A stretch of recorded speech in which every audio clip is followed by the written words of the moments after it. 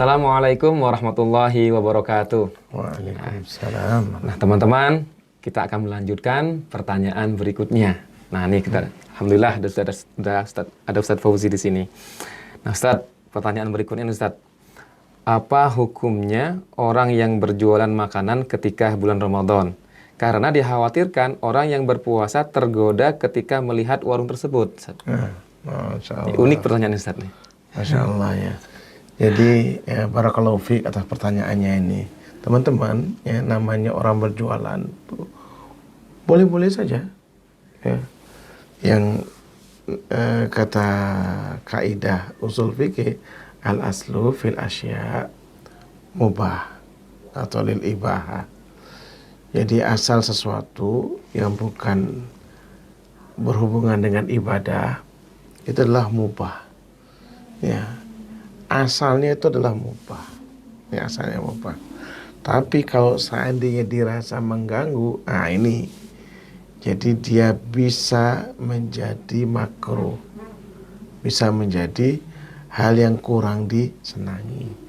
Tapi kita lihat dulu, ya, permasalahan. Kenapa? Misal nih, kita hidup di Bali, ya, di Bali kita minoritas, Betul, Ustaz. ya kan. Orang jual makanan, ya tentu diperuntukkan untuk orang yang tidak berpuasa, ya. Dan banyak yang tidak puasa, ya, banyak yang tidak puasa. Sementara, ya, barangkali warung tersebut menjadi kebutuhan di masyarakat. Ya, apalagi memang warung-warung muslim ini jadi favorit teman-teman. Enak, Ustaz. Ya, enak, ini sudah Bersih, enak, murah lagi, bersih lagi. Enak. Ya, non muslim pun senang di situ. Nah, ini juga ya tidak masalah, tidak masalah. Lalu sekarang masalah apa? Ya masalah adalah yang kita yang puasa ini. Ya, masalah kita yang puasa karena memang orang berpuasa itu tentu diuji oleh Allah Subhanahu wa taala. Diuji oleh Allah Subhanahu wa taala. Bagaimana kita menahan diri, kita menghormati, ya, mereka yang tidak berpuasa. Betul, Ustaz. Ya kan? Ya, mereka pun kalau kita menghormati mereka pun akan menghormati kita yang berpuasa. Jadi tidak perlu kita ini. Berarti boleh, Ustaz, ya? Boleh. Nah, ini ada tambahan Ustaz, pertanyaan Ustaz. Terus kalau misalkan ada orang yang sengaja melihat tontonan, konten-konten makanan, minuman yang menyegarkan di siang hari kan dalam keadaan puasa nih, Ustaz. Gimana, Ustaz? Oh, ya, itu juga sering itu konten-konten seperti itu di WhatsApp misalnya. Kecoa jadi kurma, kalau kita lihat nih. Nah, ini apa namanya, ya, kalau yang sifatnya untuk mengganggu, ini tidak boleh. Ini kan tidak boleh kita ini. Tapi kalau sifatnya hanyalah untuk mungkin, ya, kita mencarikan resep, resep masakan untuk berbuka nih misalnya, Ustaz. berbuka, pilihan makanan sehat, itu boleh, nggak ada masalah. Jadi kembali kepada niat awalnya. Niatnya untuk apa? Kalau niatnya untuk mengganggu ya tidak boleh. Tapi niatnya untuk kemudian untuk memberikan semangat dan sebagainya. Ya, untuk kemudian membantu kaum muslimin misalnya. Kan kita ada berbagi. Iya, Ustaz. Di bulan Ramadan, bagi apa istilahnya itu? Takjil. Ya. Bagi takjil. Itu berbagi banyak sini. Boleh-boleh saja. Ya kan? Itu kan mau menjelang berbuka. Iya. Nggak ada masalah. Nah, kita boleh memberikan konten-konten yang seperti itu. Tapi kalau misalnya video-video yang kemudian mengganggu, ya ini tidak boleh. Tapi kalau dirasa video-video tersebut, video-video makanan itu adalah untuk, ya, kesehatan, itu boleh. Wallahu a'lam bishawab. Insyaallah. Dan pertanyaan berikutnya, Ustaz. Apakah agama lain boleh melakukan puasa Ramadan? Barakallahu fiik. Boleh. Ya, karena memang puasa ini, ya, syariat, ya, yang ditetapkan oleh Allah untuk kita semua, dan pasti syariat itu, ya, pasti ada manfaatnya. Tak mungkin tidak ada manfaatnya. Betul. Pasti ada manfaatnya. Nah, dan biasa agama lain itu meniru agama kita itu banyak, bahkan dari kesehatan pun biasa dianjurkan untuk Ya misalnya mau diperiksa itu puasa itu boleh. Cuma yang jadi masalah ialah sehebat apapun ya kalau dia belum masuk Islam, ibadahnya misalnya Iya, Ustaz. ibadah puasanya ya atau ibadah sodakohnya, kebaikan-kebaikan yang dilakukan. Ini dulu ada orang kafir Quraisy namanya insya Allah kalau tidak keliru Abdullah bin Jud'an ya. Jadi ya Jud'an itu namanya beliau itu. Ini orang baik sekali, dermawannya luar biasa. Ya, dermawannya luar biasa. Nggak ada orang yang mengenal beliau kecuali baik. Bahkan sampai-sampai rumahnya beliau tuh siang dan malam itu dihidupkan kayu bakar untuk menunjukkan apa? Ya, siapapun yang lewat musafir mau singgah di rumah beliau, beliau akan kasih makan. Masya Allah. Tapi Dermawan. masalahnya dia orang kafir, non muslim. Aisyah radhiyallahu anha bertanya kepada Rasulullah SAW, ya Rasulullah, bagaimana dengan beliau itu ya Rasulullah? Nggak dapat pahala. Jadi kalau ada pun non muslim misalnya berpuasa, silakan saja, boleh. Karena memang dari sisi kesehatan memang bermanfaat. Iya, Ustaz. Puasa Iya. bagus. Tapi apa? Nggak dapat pahala. Ya, tidak dapat pahala. Puasanya silahkan, tapi masalah pahala nih kembali. Ya, Ustaz. ya. Masalahnya nggak Muslim, tadi ya nggak Islam, Masya Allah. Baik, selanjutnya Ustaz. Pertanyaan berikutnya, mungkin sebagian besar umat Islam sudah tahu keutamaan bulan Ramadan. Tapi sering saya jumpai nih, orang-orang yang ketika bulan Ramadan, ibadahnya rajin, puasanya dijalani, sholat di masjid dijalani, baca Quran juga, bahkan tidak menggibah. Tetapi ketika di luar Ramadan, ibadahnya jadi menurun lagi. Itu masalahnya di mana, Ustaz? Barakallahu fiik. Pertama ialah kembali ke orang tersebut. Ya, kembalinya ke niatnya dia. Dia sungguh-sungguh tidak beribadahnya kepada Allah Subhanahu wa taala. Atau dia hanya sekedar mengerjakan kewajibannya saja. Ini masih dapat pahala nih. Yang jadi masalah atau dia yang kemudian hanya ingin dilihat orang saja supaya dia kelihatan muslim. Nah, ini jadi riak nih. Ingin dipuji, itu tadi ya? Ya, dipuji. Nah, itu diantaranya. Yang penting sekarang ini kita memperbaiki ya, ibadah kita itu benar-benar karena Allah Subhanahu wa taala. Yang kita bersungguh-sungguh ya.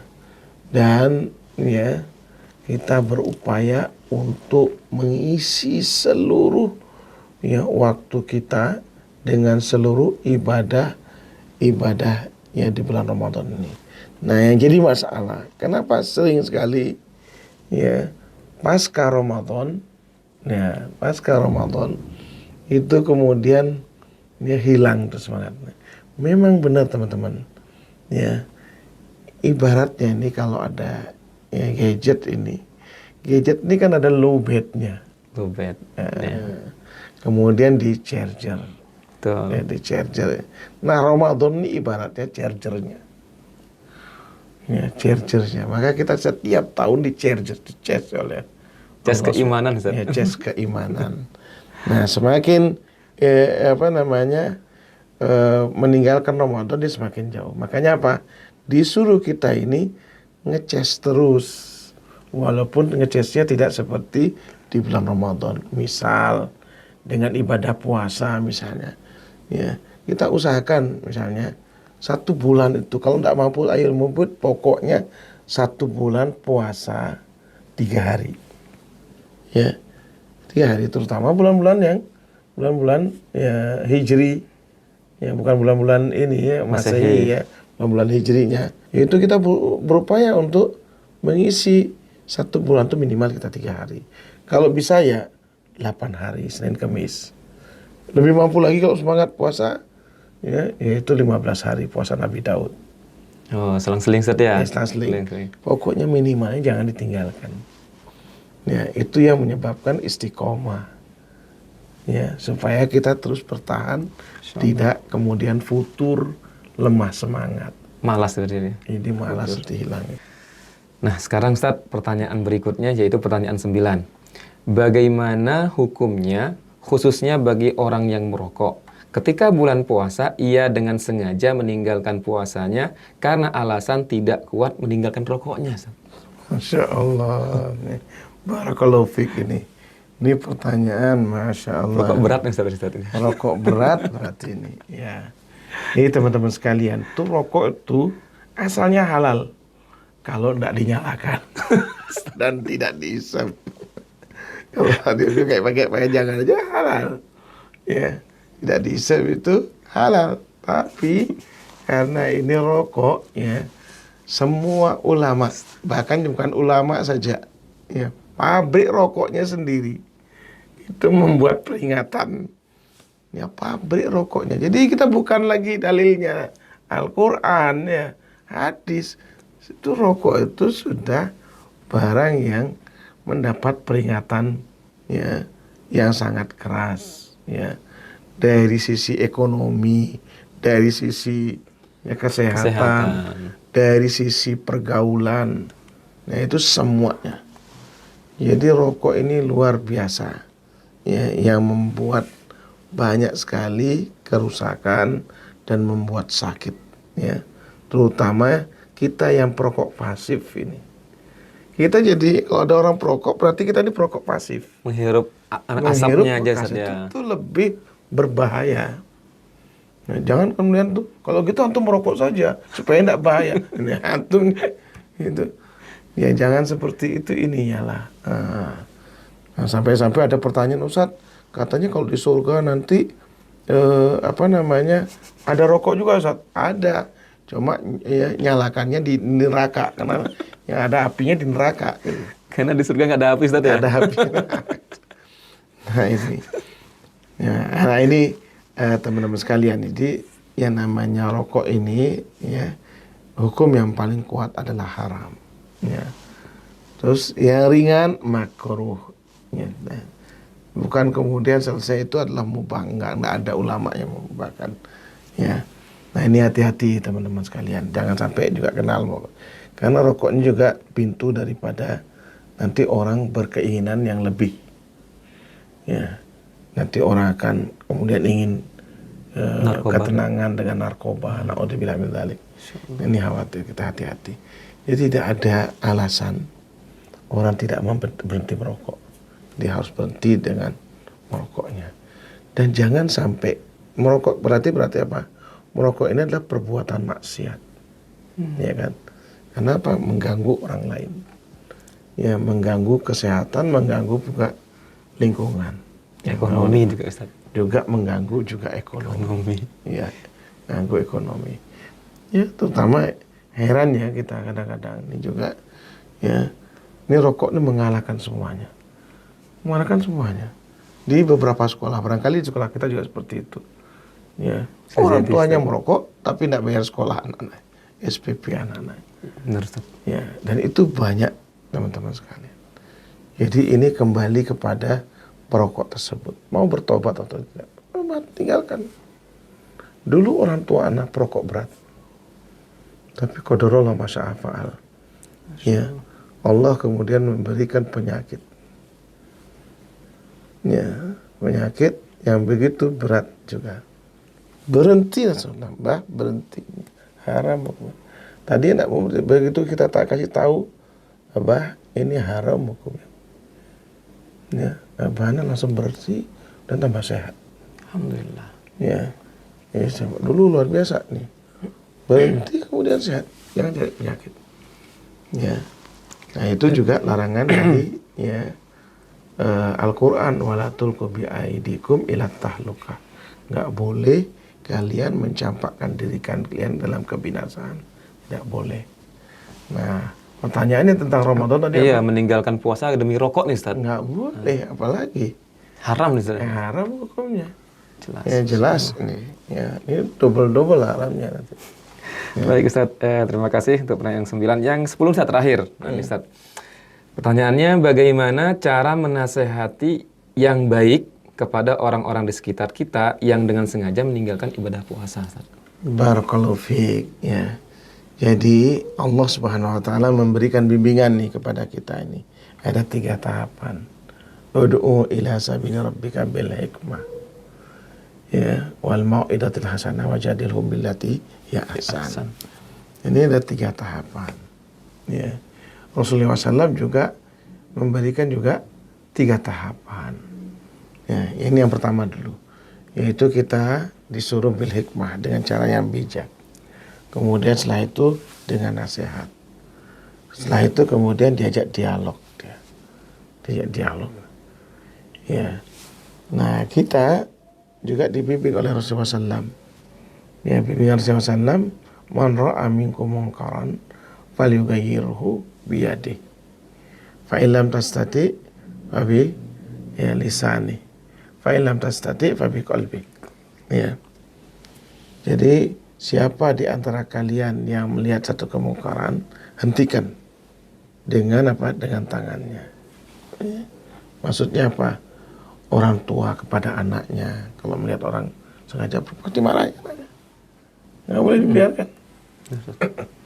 Itu orang tua melihat ya keluarganya tidak puasa, harus orang tuanya memarahinya. Ya karena dia berkuasa di situ. Dia kan berkuasa itu. Guru melihat muridnya. Ya. Ada anak ini puasa. Saya sering nanya, ngapain kau tidak puasa? Pasti nih orang tuanya tidak puasa ini. Anak ikut orang tua. Betul. Nih, karena ikut orang tua. Ya. Ini jadi bermasalah.